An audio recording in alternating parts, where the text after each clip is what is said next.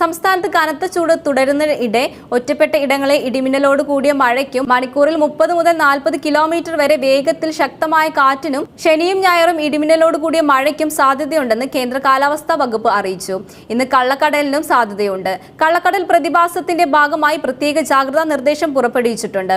കള്ളക്കടൽ പ്രതിഭാസത്തിന്റെ ഭാഗമായി ഇന്ന് രാത്രി 11:30 വരെ കന്യാകുമാരി തീരത്ത് 0.8 മുതൽ 1.2 മീറ്റർ വരെ ഉയർന്ന തിരമാലയ്ക്ക് കാരണമാകും. കടലാക്രമണത്തിനും സാധ്യതയുണ്ടെന്ന് ദേശീയ സമുദ്രസ്ഥിതി പഠന ഗവേഷണ കേന്ദ്രം അറിയിച്ചു. കടലാക്രമണത്തിന് സാധ്യതയുള്ളതിനാൽ മത്സ്യത്തൊഴിലാളികളും തീരദേശവാസികളും ജാഗ്രതാ നിർദ്ദേശവും പാലിക്കണം.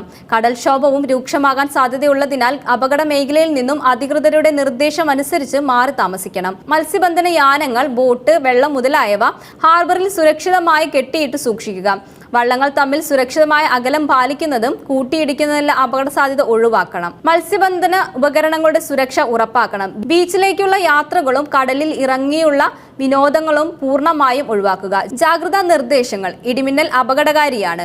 അവ മനുഷ്യന്റെയും മൃഗങ്ങളുടെയും ജീവനും വൈദ്യുത ആശയവിനിമയ ശൃംഖലയ്ക്കും വൈദ്യുത ചാലകങ്ങളുമായി ബന്ധപ്പെട്ടുള്ള വീട്ടുപകരണങ്ങൾക്കും വലിയ നാശനഷ്ടം സൃഷ്ടിക്കാറുണ്ട്. പൊതുജനങ്ങൾ മുൻകരുതൽ കാർമ്മയം കണ്ടു തുടങ്ങുന്ന സമയം മുതലേ സ്വീകരിക്കേണ്ടതാണ്. ഇടിമിന്നൽ എപ്പോൾ ദൃശ്യമാകുമെന്നത് പറയാൻ പറ്റില്ല. ഇടിമിന്നലിന്റെ ആദ്യഘട്ടം കണ്ടു കഴിഞ്ഞാൽ ഉടൻ തന്നെ സുരക്ഷിതമായ കെട്ടിടങ്ങളിലേക്ക് മാറുക. തുറന്ന സ്ഥലങ്ങളിൽ തുടർന്ന് ഇടിമിന്നൽ ഏൽക്കാവുന്ന സാധ്യത വർദ്ധിക്കും. ശക്തമായ കാറ്റിനും ഇടിമിന്നലിനും സാധ്യതയുള്ള ഘട്ടത്തിൽ ജനലും വാതിലും അടച്ചിടുക. വാതിലിനും ജനലിനും അടുത്ത് നിൽക്കാതിരിക്കുക. കെട്ടിടങ്ങളിനകത്ത് തന്നെ ഇരിക്കുകയും പരമാവധി ഭിത്തിയോടോ തറയോടോ സ്പർശിക്കാതിരിക്കുകയും ചെയ്യുക. ഗൃഹോപകരണങ്ങളുടെ വൈദ്യുതി ബന്ധം വിച്ഛേദിപ്പിക്കുക. വൈദ്യുതോപകരണങ്ങളുമായുള്ള സാമീപ്യം ഇടിമിന്നലുള്ള സമയത്ത് ഒഴിവാക്കുക. അന്തരീക്ഷം മേഘാവൃതമാണെങ്കിൽ തുറസായ സ്ഥലത്തും ടെറസിലും കുട്ടികൾ ഉൾപ്പെടെ കളിക്കുന്നത് ഒഴിവാക്കുക.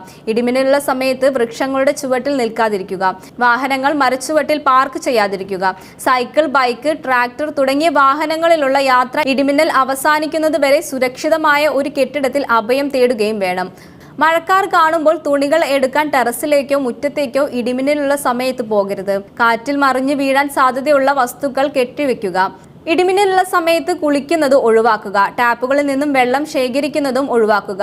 പൈപ്പിലൂടെ മിന്നൽ മൂലം വൈദ്യുതി സഞ്ചരിച്ചേക്കാം. അതേസമയം കൊല്ലം, എറണാകുളം, തൃശൂർ, പാലക്കാട്, മലപ്പുറം, കോഴിക്കോട്, കണ്ണൂർ, കാസർഗോഡ് ജില്ലകളിൽ ഉയർന്ന താപനിലയ്ക്കും സാധ്യതയുണ്ട്. പാലക്കാട് ജില്ലയിൽ ഉയർന്ന താപനില 37 ഡിഗ്രി വരെയും, കൊല്ലം, എറണാകുളം, തൃശൂർ, മലപ്പുറം, കോഴിക്കോട്, കണ്ണൂർ, കാസർഗോഡ് ജില്ലകളിൽ ഉയർന്ന താപനില 36 ഡിഗ്രി സെൽഷ്യസ് വരെയും ഉയരാൻ സാധ്യതയുണ്ടെന്ന് കേന്ദ്ര കാലാവസ്ഥാ വകുപ്പ് അറിയിച്ചു. ഉയർന്ന താപനിലയും ഈർപ്പമുള്ള വായുവും കാരണം ഈ ജില്ലകളിൽ മലയോര മേഖലയിൽ ഒഴികെ ചൂടും അസ്വസ്ഥതയുള്ള കാലാവസ്ഥയ്ക്കും സാധ്യതയുണ്ട്.